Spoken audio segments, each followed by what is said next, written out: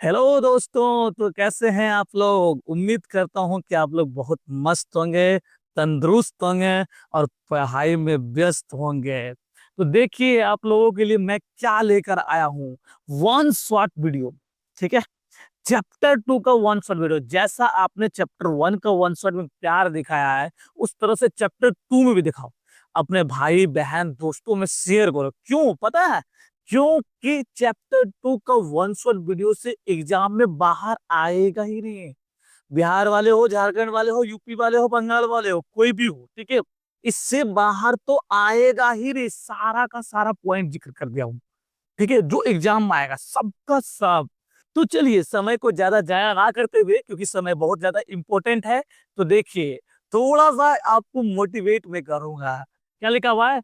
पढ़ाई हमेशा इतनी करो, पढ़ाई हमेशा इतनी करो कि लड़की भले रिजेक्ट कर दे, कि लड़की भले रिजेक्ट कर दे पर उसका बाप तुझे सेलेक्ट कर ले। इस बात को ध्यान में रखना। तो पढ़ाई एकदम दम जी जान से लगाओ। ठीक है, चलिए आगे बढ़ते हैं हम लोग। देखिए चैप्टर का नाम क्या है? अम्ल क्षार लवण। एक टॉपिक में हम लोग पूरा अम्ल को रगड़ देंगे, दूसरे पॉइंट में पूरे क्षार को रगड़ देंगे, और तीसरे पॉइंट में लवण। खेल खत्म चैप्टर का। क्लियर नहीं? ओके, आगे देखते हैं। अम्ल क्या है, शॉर्ट कोट में जानेंगे, ज्यादा लंबा चौड़ा करके नहीं।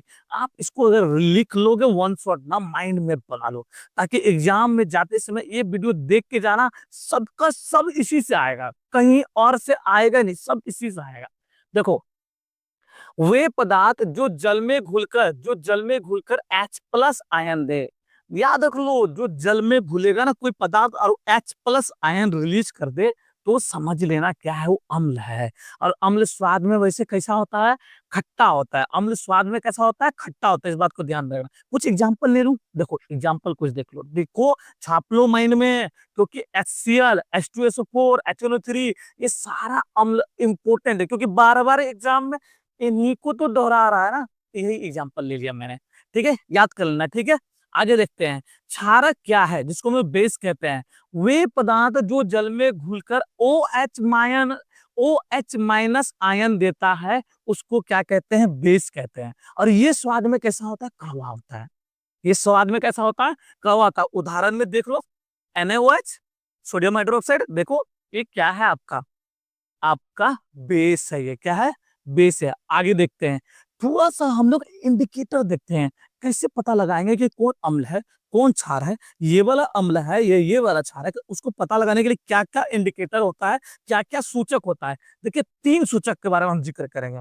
लिटमस पेपर, फिर जाके फिनोल थेलिन, और फिर जाके मिथाइल ऑरेंज। ठीक है, अगर कोई भी वस्तु, ठीक है, अगर नीला लिटमस पत्र लाल हो जा रहा है, अगर वस्तु जैसे ये वस्तु है, ठीक है, ये कोई पदार्थ है, इस पदार्थ में नीला लिटमस पत्र को डाले और लाल हो जाए, तो समझ लेना वो पदार्थ अम्ल है। ठीक है। लाल लिटमस पत्र को अगर क्या कर दे, नीला कर दे, तो समझ लेना वो क्या है? क्षार है। ठीक है। ये कैसे काम करता है? फिनोल थेलिन कैसे काम करता है? अगर पदार्थ अम्ल रहे, मान लो कि अगर यह पदार्थ जो है अम्लीय है, इसमें जैसे ही फिनोल्फथेलिन देंगे तो पदार्थ क्या हो जाएगा? रंगहीन, कलरलेस। लेकिन जैसे ही अगर वो पदार्थ क्षारक रहता, उसमें जैसे फिनोल्फथेलिन देते, वो क्या हो जाता? गुलाबी हो जाता। तो इससे भी पकड़ सकते हो ना, पहचान सकते हो ना, कौन अम्ल है कौन क्षारक है। अगर रंगहीन कर दे तो वो अम्ल है, अगर गुलाबी कर दे तो वो क्या है? क्षारक है। मिथाइल ऑरेंज कैसे काम करता है? तो देखो, अम्ल अगर रहेगा पदार्थ तो उसको लाल कर देगा। ठीक है, अगर क्षारक करेगा तो उसको पीला कर देगा। इस बात को ध्यान में रखना। आगे बढ़ते हैं हम लोग। ठीक है, आगे क्या है? PH scale. पीएच स्केल बहुत अच्छा चीज है भैया। पीएच स्केल तो दिखाते हैं। पीएच कहाँ है भैया? आ जाओ। ये है पीएच स्केल। ठीक है, पीएच स्केल में बहुत तगड़ा आपको लगाया है। देखो यहाँ पर सेवन अगर रहा, अगर सेवन रहा भाई साहब, तो समझ लेना ना तो स्वाद में कड़वा, ना तो स्वाद में खट्टा, एकदम न्यूट्रल। जैसे में पानी, पानी का स्वाद कैसा होता है? एकदम न्यूट्रल होता है कि नहीं होता है? बताओ। जैसे जैसे जैसे जैसे आगे बढ़ेगा, ठीक है, 7 के बाद 8, 9, 10, 11, 12, 13, 14 अगर रहा, तो इधर कड़वा होते जाएगा। ये क्या है? कड़वा है। ये सब सारा चीज क्या है? कड़वा है। इस बात को ध्यान में रखना। देखो एग्जाम्पल में बहुत सारा ये चीज लिखा हुआ है। ठीक है, उसी तरह जैसे जैसे हम लोग इधर जाएंगे, पीछे घटते जाएंगे, तो वो खट्टा होते जाएगा, एकदम पूरा खट्टा है। और सबसे ज्यादा खट्टा क्या होता है, बैटरी में जो यूज होने वाला सल्फ्यूरिक एसिड होता है ना, वही। ठीक है, तो ये सारा क्या है, खट्टा है। तो यहाँ लिख दिया हूं मैं, अगर पीएच स्केल का मान, ठीक है, अगर 7 से कम हुआ तो समझ लेना एसिड है। इधर वाला सारा का सारा एसिड, उधर वाला सारा का सारा बेस, अब बीच में क्या, उदासीन। बीच में क्या, उदासीन। आगे बढ़ते हैं हम लोग। ठीक है, देखो महत्व क्या है, पीच स्केल का कुछ तो वैल्यू होगा, कुछ तो महत्व होगा।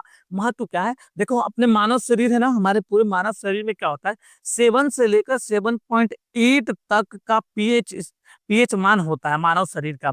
मिट्टी का देखो, अगर अच्छा मिट्टी रहेगा, तगड़ा दम उपजाऊ मिट्टी का पीएच स्केल कम से कम 6.5 से लेकर 7 होना चाहिए।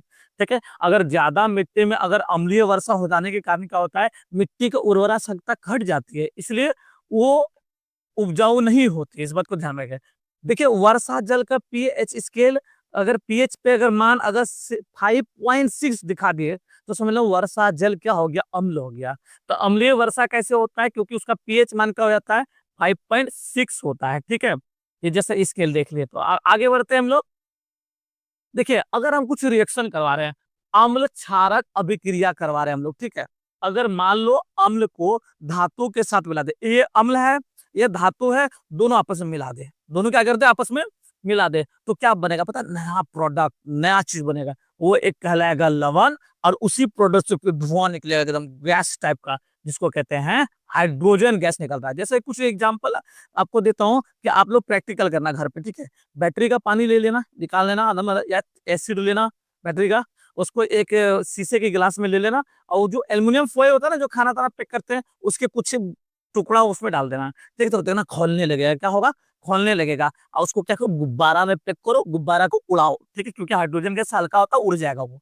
ठीक है, इस बात को ध्यान में रखना। एग्जाम्पल जैसे यहाँ पर देखिए, हाइड्रोक्लोरिक एसिड को हम लोग क्या करते हैं, जिंक डालते हैं, साथ जिंक क्लोराइड बन गया, और हाइड्रोजन गैस क्या हो रहा है, उड़ रहा है, एकदम धर धर ऊपर उड़ रहा है। ठीक है, आगे देखो, अगर अम्ल को धातु कार्बोनेट के साथ अभिक्रिया करेंगे, लवण बनेगा और CO2 बनेगा और जल बनेगा। ये पॉइंट को याद रखो कि डायरेक्ट हीट होगा एग्जाम में। इस पॉइंट सबको याद रखना कि डायरेक्ट हीट रहता है। एमसीक्यू तो बाप रे बाप मत पूछो, खूब बनाएगा इससे, बहुत ज्यादा एमसीक्यू बनाते हैं। ठीक है, जैसे यहाँ पर देखो, हाइड्रोक्लोरिक एसिड को CaCO3 के साथ करें, तो देखो कैल्शियम क्लोराइड बन रहा है, और CO2 गैस भी बाहर आ रहा है, और प्लस में जल भी बन रहा है। ठीक ना, ये सारा एग्जाम्पल याद रखना, बहुत महत्वपूर्ण अभिक्रिया का एग्जाम्पल लिया हूं, एग्जाम्पल तो याद रखना ही रखना। ठीक है, आगे बढ़ते हैं। ठीक है, देखो अगर अम्ल और क्षार दोनों आपस में मिला दे, एक साइड अम्ल है, एक साइड क्षार है, और दोनों आपस में मिलाएंगे, क्या बन जाएगा, लवण, और प्लस में जल। लवण और प्लस में जल, उसको कहते हैं उदासीनीकरण कर देगा, उसको न्यूट्रल कर देगा। कभी कभी तुम लोग क्या होगा, गया होगा भोज खाने के लिए, अब भूखे बहुत थे, तो भोज जाते साथ क्या होता है, बहुत ज्यादा खा लेते हैं। तो बहुत ज्यादा खा लेते हो तो क्या करेगा, अमाशय क्या करेगा, उसको पचाएगा। पचाने के लिए क्या करेगा वो, कि ज्यादा से ज्यादा अमाशय एचसीएल अम्ल निकालेगा। एचसीएल अम्ल निकालेगा, सुबह देखते हैं अरे यार बहुत खट्टा आ रहा है, एकदम पूरा एकदम ढकार आता है ना, खट्टा खट्टा, तो क्या करते हो कि आप लोग इनो पीते हो। इनो पीते साथ क्या हो जाता है, वो क्या करता है, क्लियर कर देता है, एसिडिटी होता है तो क्लियर कर देता है। ठीक है, आगे बढ़ते हैं। यानी तो एंटासिड का दवा खा लेते हो, जिससे वो क्लियर हो जाता है।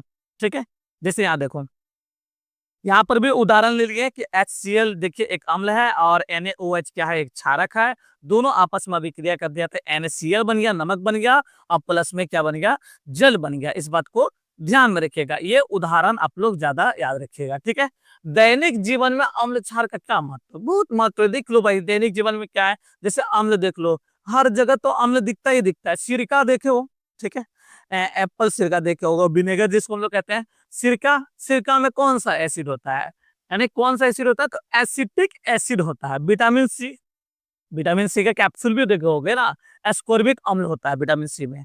ठीक है, वैसे आंवला में सबसे ज्यादा विटामिन सी पाया जाता है, तो आंवला में क्या होगा, एस्कॉर्बिक एसिड होगा। नींबू और संतरा खाते हो, खट्टा लगता है ना, क्योंकि एसिड होता है उसमें। कौन सा एसिड होता है, साइट्रिक एसिड होता है। एकदम आंख नहीं बंद करना है, गुनगुनाना है, साथ साथ में रिपीट करना है, ताकि आपका कॉन्सेंट्रेट हमारे यहाँ पर रहे। ठीक है, आप यहाँ देखो ना यार, यहाँ देखो, ठीक है, जैसे इमली, इमली में क्या है, टार्ट्रिक एसिड होता है।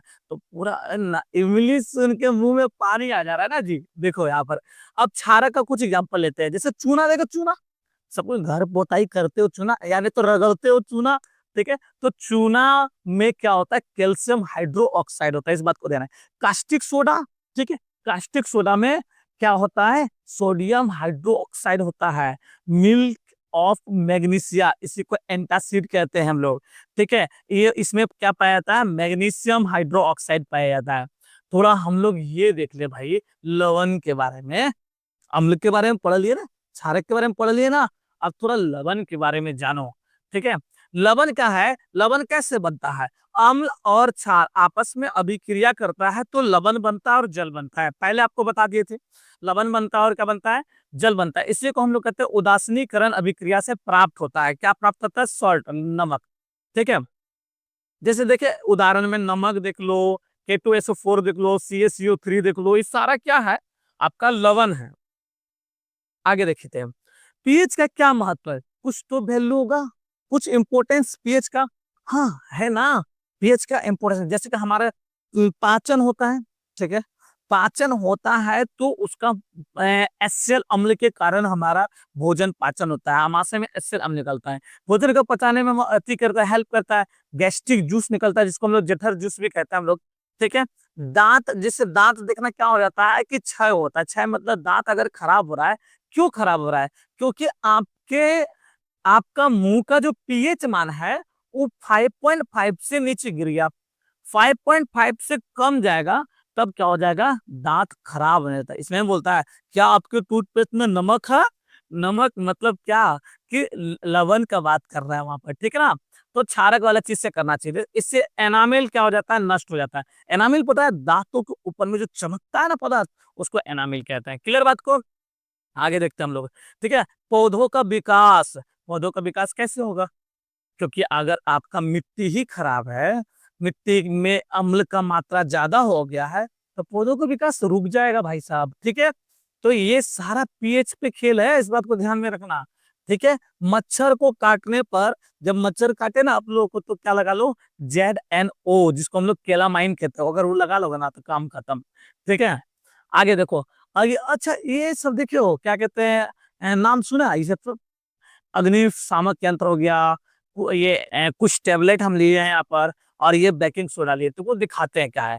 बेकिंग सोडा, बेकिंग सोडा यहाँ दिख रहा है, देखो यहाँ पर, यही है बेकिंग सोडा, आप लोग को दिखा दे। बेकिंग सोडा का फॉर्मूला क्या होता है, NaHCO3, इस बात को याद रखना, ठीक है। इसका उपयोग कहाँ का होता है, बेकिंग सोडा का खाना पकाने में, बेकिंग सोडा का यूज कहाँ करते हैं, खाना पकाने में करते हैं। जैसे पारोटे बनाते हो ना, तो पारोटे फूल जाता हो, क्यों, बेकिंग सोडा के कारण, यही है बेकिंग सोडा, देख लो यहाँ पर तुम लोग, ठीक है।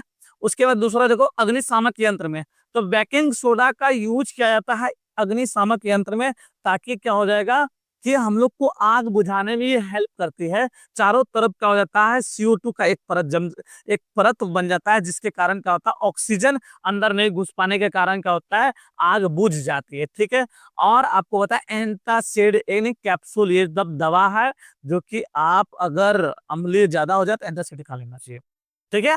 आगे बढ़ते हैं हम लोग, ठीक है। ये देखो, पता है क्या है, सोने पे सुहागा, यही है सुहागा, जिसको हम लोग बोरेक्स कहते हैं, क्या कहते हैं, बोरेक्स कहते हैं। धावन सोडा, देखो धावन सोडा का यूज कहाँ किया जाता है, जिसका फॉर्मूला होता है Na2CO3 × 10H2O, याद रखना ये सब चीज, ठीक है। इसका उपयोग क्या करते हैं हम लोग, तो कपड़ा धोने में किया जाता है धावन सोडा का यूज, इस बात को ध्यान में रखना। जल की अस्थायी कठोरता को दूर करने के लिए क्या किया जाता है, धावन सोडा का यूज किया जाता है, और क्या, बोरेक्स बनाने में, इसलिए फोटो सबसे पहले लगाया आपको, ठीक है। बोरेक्स का कहने का अर्थ है सुहागा बनाने में यूज किया था, सोना को पिघलाने के लिए ऊपर में देता, सोनार सबके दुकान में जाओगे तो मिल जाएगा ये सुहागा, ठीक है। आगे देखते हैं हम लोग, प्लास्टर ऑफ पेरिस, जिसका फॉर्मूला होता है CaSO4 × ½ H2O, एक बार अपने से दोहराओ तो, CaSO4 × ½ H2O, बोलो तो एक बार तुम लोग, ठीक है, ताकि याद हो जाए, प्लास्टर ऑफ पेरिस, ठीक है। इसका बनाने का विधि क्या है, बनाने का विधि क्या है, अगर जिप्सम, जिप्सम का फॉर्मूला याद रखना, एग्जाम में बार बार पूछेगा, CaSO4 × 2H2O, आपने बोला 2H2O जिप्सम होता है। अगर इसको हम लोग थोड़ा सा हीट करते हैं, गर्म करते हैं, जिसके साथ पानी उड़ जाता है, देर पानी उड़ जाता है, आधा बचेगा, ठीक है ना, और देर पानी क्या हो जाता है, उड़ जाता है। तो इससे क्या होता है, प्लास्टर ऑफ पेरिस का निर्माण होता है। इस बात को ध्यान रखना है। इसका यूज क्या करते हैं, हड्डी पड्डी टूट जाता है तो देखते हैं बैंडेज करते हैं हम लोग। तो बैंडेज करते हैं तो उसके ऊपर में जो पुट्टी जो लेपते हैं ना, उसको उसी को कहते हैं प्लास्टर ऑफ पेरिस, POP। ठीक है। अब आगे देखो, खिलौना बनाते हैं हम लोग, मिट्टी का जो खिलौना बनाते हैं, क्या चीज का, प्लास्टर ऑफ पेरिस ही रहता है, वो मिट्टी में रहता है, POP रहता है। ठीक है। आगे देखो, सजावट वाला सामान बनाने में हम लोग भी प्लास्टर ऑफ पेरिस का यूज करते हैं। इस बात को ध्यान रखना है। जल की कठोरता के बारे में अभी जिक्र किया कि जल की कठोरता को दूर करने के लिए धावन सोडा का यूज किया जाता है। जल कठोरता कैसे हो जाता है, जल कठोर कैसे हो जाता है, देखो यहाँ अभी समझा रहे हैं। ठीक है। इसका कारण क्या है कि अगर जल के अंदर में कैल्शियम की मात्रा और मैग्नीशियम की मात्रा ज्यादा हो जाएगा तो जल कठोर हो जाती है। क्या हो जाती है, जल कठोर हो जाती है। इस बात को ध्यान में रखिएगा। ठीक है।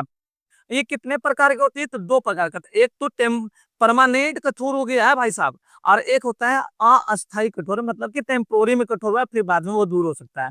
परमानेंट होने के पीछे क्या रीजन है, CaCl2 होता है, उसमें MgCl2 पाया जाता है, CaSO4 पाया जाता है, और MgSO4 पाने के कारण परमानेंट हो जाता है। ठीक है। और अस्थाई होने के कारण क्या, अस्थाई क्यों होता है, क्योंकि CaHCO3 इंटू मतलब कि का होल 2 मिलने के कारण हो जाता है। Mg और HCO3 का होल 2 पाने के कारण हो जाता है। ठीक है। आगे बढ़ते हैं। ठीक है। इसको दूर करने का क्या विधि है, अगर इसकी कठोरता को दूर करना चाहते हैं तो क्या उपाय है भाई, उबाल दो, पानी को उबालोगे तो अस्थाई वाला तो तुरंत दूर हो जाएगा, क्योंकि वो टेम्पोरी था ना, तो तुरंत वो क्या हो जाता है, ये सब दूर हो जाता है।